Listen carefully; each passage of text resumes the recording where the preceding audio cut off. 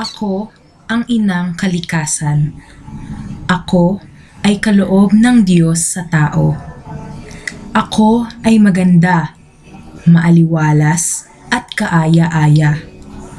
Ngunit dahil sa hindi magagandang gawain ng tao tulad ng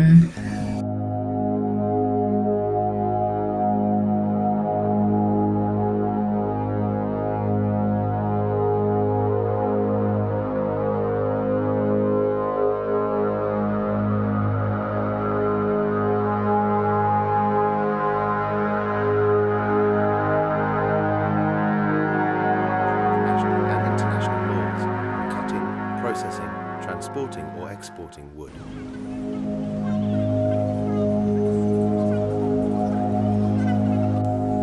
ako'y nasasaktan. Sobrang nasasaktan. Ayoko na. Tama na.